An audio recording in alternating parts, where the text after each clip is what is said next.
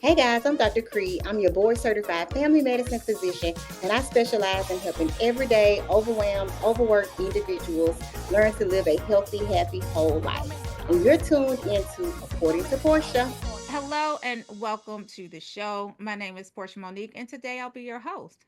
And we have with us the lovely Dr. Cree. And she's not only a doctor, she's a speaker and an advocate and a force for women's wellness. In honor of Mental Health Awareness Month, we're diving into the one and only Dr. Cree on healing, health, and the power of listening to your body. Dr. Cree, welcome to the show. Thank you, Portia. Thank you for having me. Absolutely. It's such a pleasure, especially during these times. And as you well know, May is Mental Health Awareness Month, but you wear so many hats. I want to get into who you are first before we dive into Mental Health Awareness Month. But you wear so many hats: physician, mother, life coach, advocate. Give us your official medical title and then let us know what type of practice you specialize in. Well, I am a board certified. That means I've taken all the tests, I've done all the things to be official. So when you're looking for a doctor, y'all make sure you ask if they're board certified first and foremost. So I am board certified, a family medicine physician. So that means I take care of babies and grandmamas and everything in between. Love it. And my practice is in Birmingham, Alabama. I specialize in what's called direct primary care. So I care for the uninsured, the insured, and the underinsured, which is a little bit of a different model than what people are used to. We do a subscription based model where people pay me directly. They can text me directly and say, "Hey, I got a problem," and we kind of cut out the middleman. So we're doing some cutting edge stuff in Alabama. Dr. Cree, I'm making a mental note and a physical note to come down to Alabama if I have an issue because okay. Text your girl. Yes, good black doctors are hard to find. So I'm so excited to be speaking with you because I know you are just that, a good black doctor. Spellman certified too. Let's make sure that we say that too. But I also want to know what inspired your mission to champion both mental and physical health for women. So I'm from Perry County, which is the small one of the small areas in Alabama near Selma. Everybody's pretty much heard of Selma. It's the heart of the Black Belt, the heart of the civil rights movement. And I'm the daughter of a preacher kid. I'm a preacher. Actually a preacher kid. Can you tell? No. But anyway, so my dad preached since I was like 2, 3 years old, and we would go to the hospital to visit the sick. Well, my mom hates going to the hospitals. So I would say, I'll tag along, I'll go. So it started from a young age of going in the hospital, watching him console his parishioners, pray with his parishioners. And then I got really, really intrigued. And so by the time I became a teenager, he was like, don't go in here, don't ask any questions. And I go and ask all the questions like, what is that hanging out? Why you got that going? What's happening? He was like, we're gonna be here for 30 minutes. We're coming to pray and go on so we can get the shonies or whatever. So that's where my intrigue started. I started that I've been saying that I wanted to be a doctor from the age of maybe 4 or 5 years old. And here that I won't even say my age, we made it possible. Right. Listen, you look great. So we know that you in your early 30s, girl. We'll go with that. Early 30s, girl. Now, your journey into medicine and entrepreneurship is powerful. How has your personal experience shaped your approach to holistic healthcare, specifically for women? So my personal approach has been kind of different. I did all the school. I waited until after my schooling was over to get married, which I finished my residency, started my own medical practice in August, got married in September. Do not recommend 0 stars. Don't do it, ladies. Don't do it in that way. So I'm like, what am I supposed to do? This man is like, are you going to cook something other than hot dogs? Are you going to cook about 6 months into this?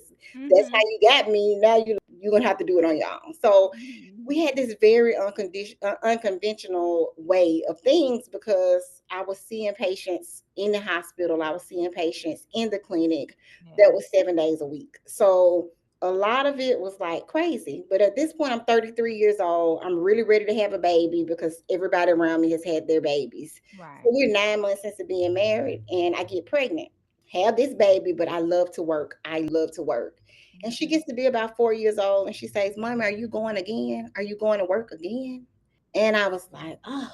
So at that was my aha moment of her listening to her 3, 4 year old self say, just Mhm. that simple question, right? Mhm. So from that point, I was like, I have to make some changes. I have to do some pivoting. I have to, if I want to be present as a mom, as a wife, I have to do things differently. So Yeah. that was the aha for me. I love that story.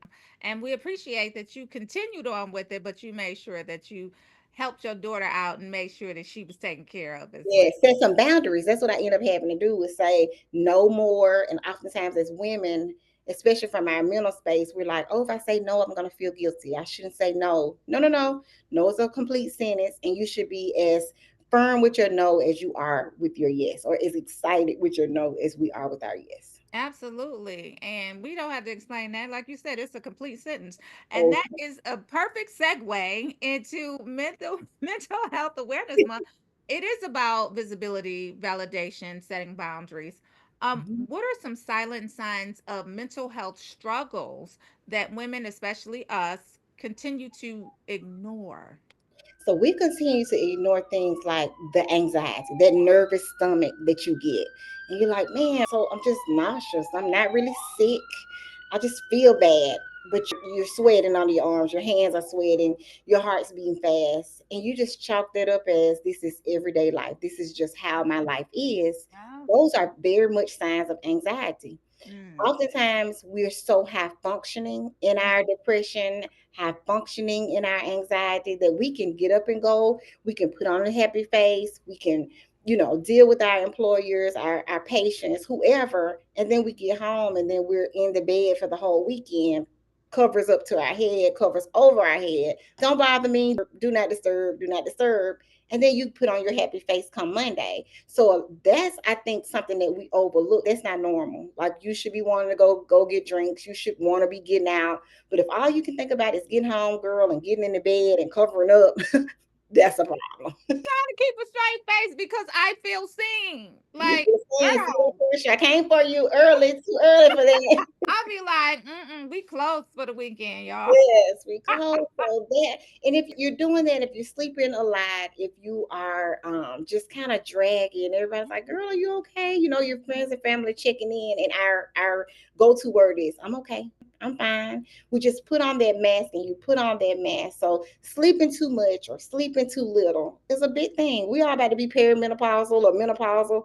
That could be a sign of that, but it also could be a sign that you're depressed. So Mm, looking at ourselves and saying, is this normal or not normal? And having a good doctor, a good therapist, a good psychiatrist that we can have the honest conversations and say, I don't know if this is normal. Is this because I'm a woman of a certain age, or mm. is this just my mental state? Absolutely. And so I want you to give us some more practical tips because you're alluding to this myth of the strong black woman, right? Mhm. And we all fall victim to it in some way, shape, or form. How is this mentality affecting our mental health? And how do we start breaking that cycle? That's really good. I think that we were raised by strong black women because we didn't see their struggle. They cried behind the door. They worked all the long hours. Mama did 2 jobs, and then you find out mama had lots of things. And then we don't talk about our family history either, Portia, right? So we don't say that mama had schizophrenia, or mama was bipolar, or mama was depressed, or mama was admitted somewhere. You just went off somewhere. All of these things were happening, but in our mind, she was Superwoman. So Mm, we pass down that, we take on that mm, persona of I have to be Superwoman because my mama was Superwoman and my grandmama was Superwoman. So we carried all these invisible expectations that right, no one has given you. You've given yourself. Like mama really didn't tell you you had to be Superwoman. You just did what you thought that you saw her doing, right? right. And then from that, you alienate yourself. So Mm, some practical things we can do is have that tribe. We need to have a tribe of women that you can say, oh my God, everybody's getting on my nerves right now. My kids getting on my nerves, that man getting on my nerves. Can you just let's go to lunch? Let's go to brunch. Or I don't feel like going anywhere. Come on, let's get up in the bed. Let's turn, some reality TV on, get a bottle of wine. That is self-care, and that is good for your mental health because you're not mm. doing it alone. All type of chills right now going on in my body. Just serves as validation that I know what you're saying is true. and I need to start breaking that cycle. Yes. So I maybe have to be texting you like, girl, you doing what you listen. doing? I Get feel out the bed, girl. I Accountability. exactly. So as a life coach and a physician, what are your top three tools that we can use, right, to check in with mental health? I know you just said make sure that we got that girlfriend circle that we can do check-ins with and drink the wine with and make sure we're going to brunch with.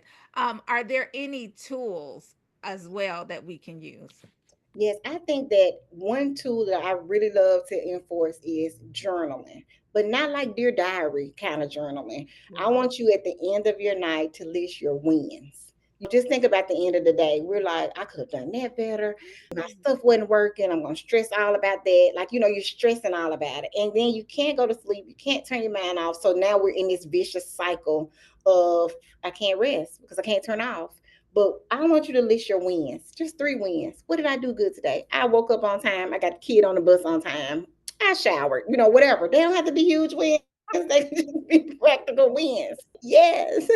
And then don't just write it down. Find a trusted person to share that win with, right? So share it either with your spouse, your girlfriend, like, hey, we just listing wins. We're not complaining at the end of the day. This is just a win. So for one, that's very, very practical and easy to do. And you can do that on your phone. You don't have to have any particular Okay. big old book or anything Right. like that. Just write it down in your notes.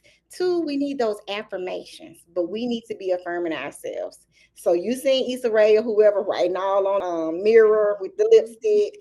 Put Mm-hmm. your few affirmations on the wall because some days you won't be able to remember that. You won't be able to recall it or regurgitate it from your insides because you're too tired, you're too overwhelmed, you're too overworked.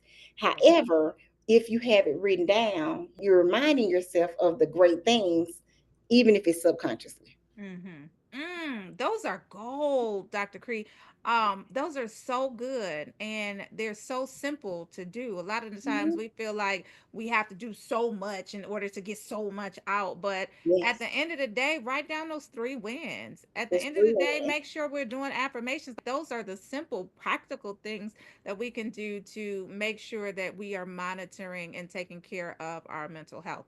Yes, Now, you're also an MD, right? So you're a doctor, right? So a lot of the times we get anxiety and or stress about going to the doctor, right? If all doctors were like you, I'm sure we wouldn't mind going to the doctor, right? But let's talk about how women can begin advocating for themselves better and or more boldly during doctor visits, especially if the doctors don't look like you and if they feel dismissed or unheard. I think there's one big thing that I always tell my people to do. Write it all down. If you write, I love the patient that comes in and they just hand me that paper and it's 20 things on there. We just run that list because you know that you have taken all your concerns and they don't have to be long answers, but take those concerns in. So prepare for your visit. Oftentimes, you don't prepare for your doctor's visit. You just run in there, unless it's for the pap smear. You're gonna be prepared for that visit. However, but for your primary care visits, you're not really prepared for. So I'm like, the nurse comes in and says, "What are you here for?" I don't know. They just told me to come back every 6 months. No. I want to know, should I be checking my A1C? Am I pre-diabetic? Or I would like to know whatever you're interested in. This runs in my family. When should I start having these screenings? Mhm, So be curious. And everybody's like, stay off Google. No, Google if you got some concerns. I'm mhm, never going to say don't do that. So be your own advocate in writing down what you want to talk about because you have a 15 to 30-minute window yeah. with that doctor. You may see them once every 3 months, every 6 months, or once a year. You want it to be as organized. I get in there, and I've been practicing so long. So I'm like, girl, how your grandmama? How your kids and them? And then I look up and we had talked anything about your high blood pressure. So you want that relationship Yeah. with your doctor, but you want to be organized enough. So I'm like, okay, we'll talk about all of that, Mhm, but Ted, let's go through this list. So first things first is write down your questions. And then secondly, if they're not answering them, if they're not doing what you need to, don't be afraid to leave. Don't mhm, be afraid to say, let me go get a second opinion. Let me go get a third opinion. I mhm, want to know that we've exhausted all of my options. that is okay to do as well. I want you to be living well and living long, whether that's me caring for you or someone else.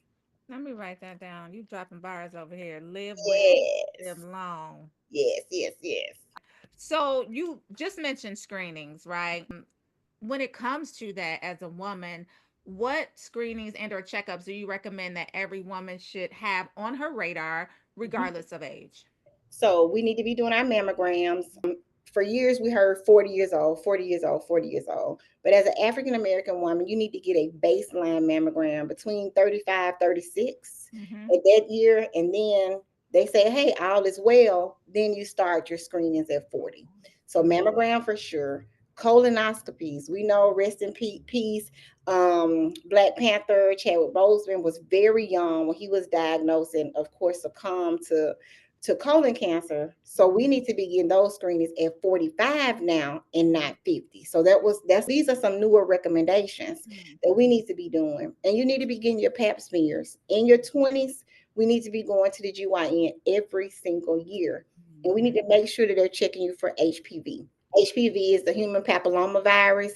It causes cervical cancer. It can cause head and neck, throat cancer.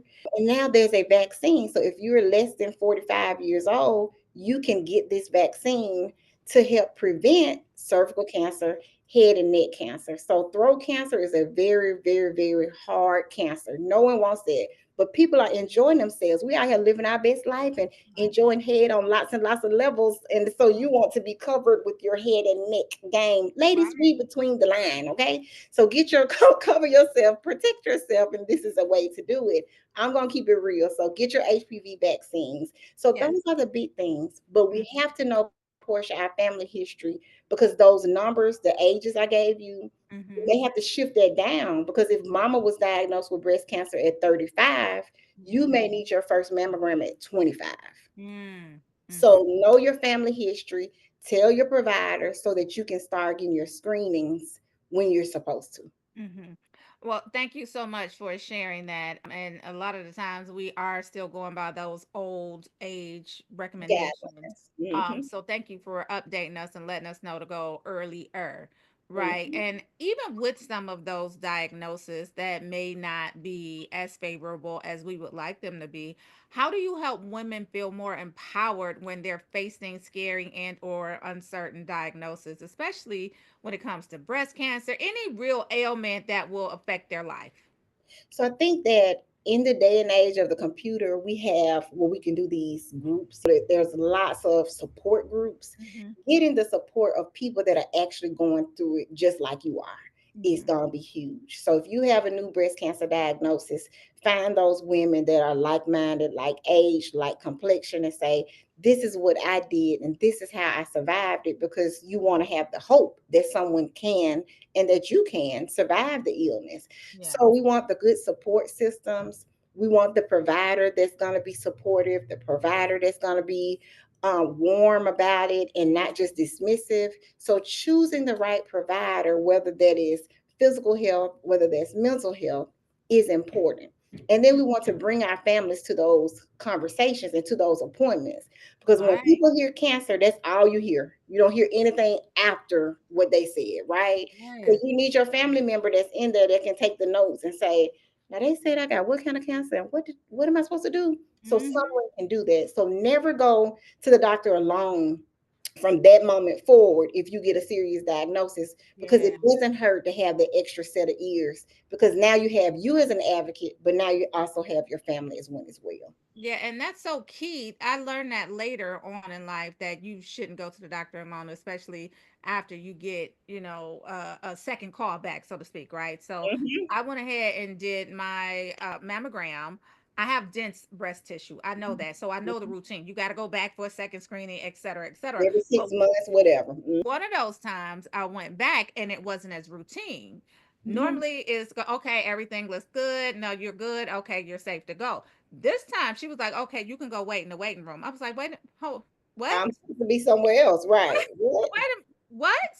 And so I went back to the waiting room and thank God everything was okay, but I was not mentally and or physically Prepared. prepared for that. And so had it gone another way, I don't even know if I would have been able to drive home. Exactly, exactly, Yeah. exactly. So I think that's a great story. I'm happy that your outcome was a positive one, and Mhm. now you know to stay on top of the screenings. We won't let Absolutely. a pandemic come through and say, "I'll just get it afterwards." So you said come back in 6 months. Go ahead Mhm. on and make my appointment. I'll Right. be there. I'll Right. be early. Right. I will be there. Now, I also want to talk about everyday wellness, right? Because you often speak of it, balanced living. And what did you just say? Live well and live long, right? So Yes. that's what we want to do. But what does living well look like to you beyond the exam room? So beyond the exam room, living well means prioritizing you, and that means having some you time Mhm. for the mental health part. And when we were kids, which I don't know, in my house, if my mama said go to my room, I was in trouble. Mhm. Now we're gonna normalize that. Everybody go to your room, have a Zen moment. This is a Mhm. positive thing. Girl, go to your Hey, room. I'll everybody's check on jumping. you soon. Check on your mama later because Right. she needs a moment. So normalizing that it's okay to take a few minutes to yourself. So Mhm. that's one. Another thing is getting moving and getting active. So we need to have at least 30 minutes of some kind of exercise in our life, especially when we get to this 40 something years old age and everybody's like, well, why is it all going to my hips and why is it all going to my stomach? Well, girl, you're not moving. You enjoying that wine and you're not getting up and getting out. So make sure that you're exercising, even if that's walking, adding some weights in there because we don't want to be crippled over. We don't want to say, I'm getting shorter. No, I'm still cute. I can still wear my cute little heels, even if they kidding at a certain age. You want to be cute. Yeah. So making sure we're having the me time, making Mhm. sure that you're walking, and making sure you're drinking your water. All of those things that's gonna help to filter out impurities, get you urinating good, and it's just gonna make you feel good. And lastly, we gotta mind our business because minding other people's business keeps us all stressed and overworked and just kind of overwhelmed, and we don't want to be that. So that's my recommendation. Beyond the exam room, get active, mind your business, drink your water, and don't forget about you. I love that. And in the same vein of don't forget about you, how do we do so, right? We got work, we got family, we got everything in between. How can women actually make space for that self-care that we need without the guilt trips? So you put it on your calendar. That's what I do. I've normalized everything. The kid is in cheer. I don't even know how many days she's going there, but I do know that on Fridays I'm off. And she's Right. like, "Mama, do you right? You working today?" Mm-hmm.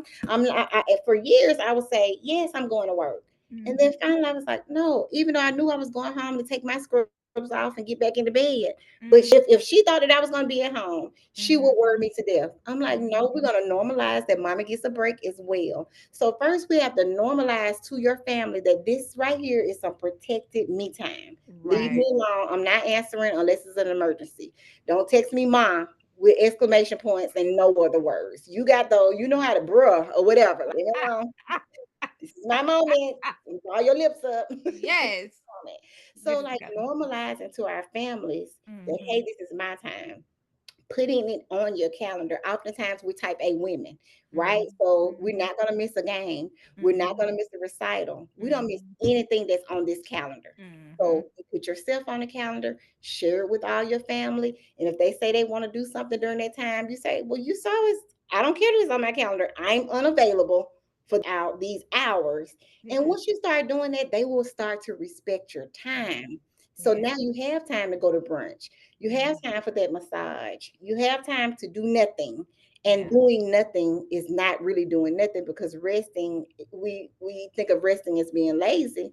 Yeah. We're not being lazy. We are rejuvenating ourselves. We're doing that. So that's my recommendation. Oh, I love that recommendation.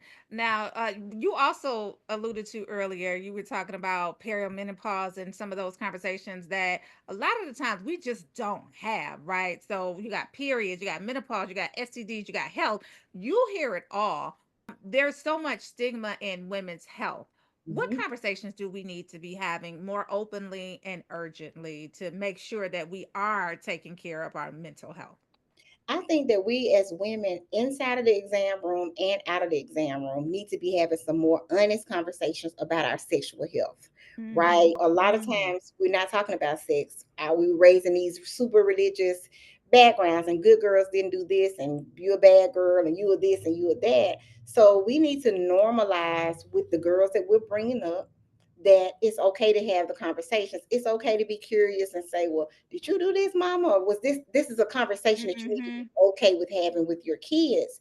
And oftentimes that's where it stops. So if I can't have this conversation with my mom or with my aunt or with an older cousin, how can I have it with my doctor? Right. How can I say, listen, I heard about PrEP. That's a preventative medicine for HIV. Right. And oftentimes, women, number we're increased at risk. African American women are for contracting HIV because there are Mm-hmm. so many men on the down low. There are men out there who are having sex with men who don't consider themselves gay. They're like, there was just a moment.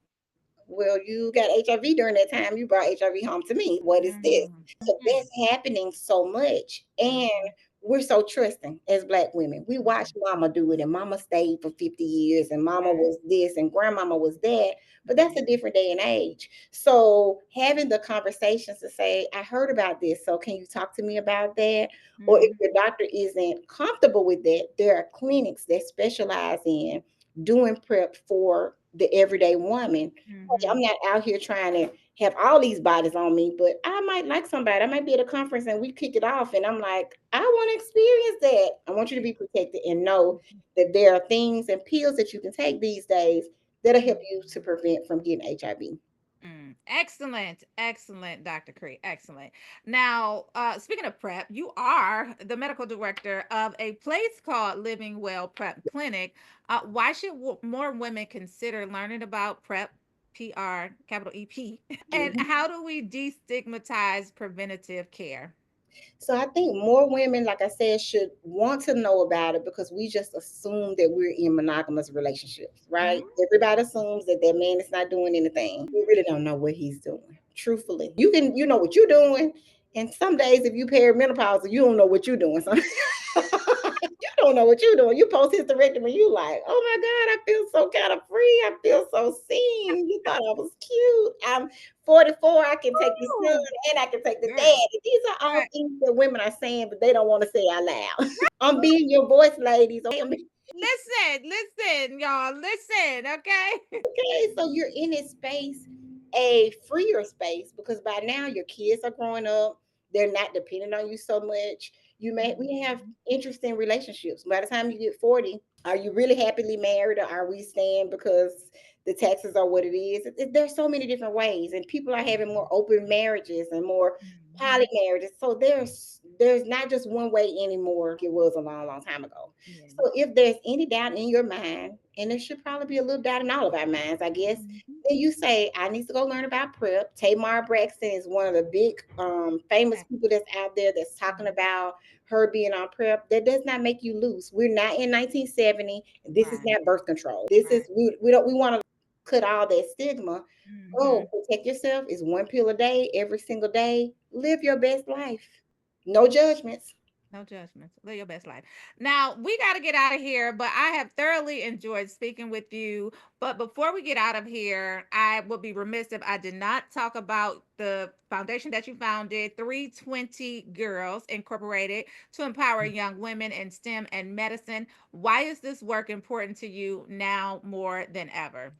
So 320 Girls, we started a couple of years ago, and we do a scholarship every year in honor of a girl named Cortland Arrington. She was a senior in high school here in Birmingham, and she was going into the nursing field. Went to school one day, a kid had a gun went off, killed her. Yeah, so this was 2 months before she was getting ready to graduate from high school. So we really took that cause on, and so for the Birmingham City school kids, we do this. Girls, we do a scholarship for them every year. We do some mentorship, and I Mhm. believe that as a woman of color, it's my job to reach back and let girls see that, hey, if I can do it, anybody can do it. So my Mhm. board is built of other African American physicians just like me, and we go around and we try and make it as normal as looking at us as normal as possible. Say, hey girl, we normal just like you. We Mhm. just did a lot of schooling. So that's why the cause is so important. So we're just trying to reach back and let girls know that it's actually possible. Wonderful. Stellar, stellar. We appreciate that. And then last question before we ask you how do we follow your journey and your social media platforms. For the woman that is listening, who Mhm. may feel overwhelmed, unseen, and or unsure of where to start, what is the one thing that you want her to know right now in this moment? I want you to know that you are not alone. You are not alone in this journey. Every other woman feels the exact same way. In order for you to get out of this place, you have to put one foot in front of the other and don't do it alone. No man is an island, no woman is an island. So get you a tribe and get to it. I love it. Dr. Cree, how do we follow you? How do we keep up to date with all of the things that you have going on? From your 320 Girls Incorporated to the things that you're doing. Can we get your phone number so we could do Listen, regular they be check-ins? like, girl, what's wrong with me? But you can follow me on Instagram. My handle is at Dr. Cree, spelled Dr. Out, Doctorkre. And we do all the updates there. And then you get a little glimpse of my private life too. I share my daughter there some. I share my husband. I love to party. So I'm always out in these Birmingham streets. I So love it. follow you, girl. Oh, absolutely. We will be following you on everything that you do and keeping up to date with all of the wonderful things. Thank you for keeping us informed, educated, and entertained. Hey, y'all, because y'all know y'all got some entertainment today. Made my day. So thank you so much, Dr. Cree. From mental health to medical empowerment, you just reminded us all that your wellness is non-negotiable. It's non-negotiable, ladies. Stay informed, stay inspired, and most importantly, take care of you, Dr. Cree. We have to have you back. It was such a pleasure. Thank you so much.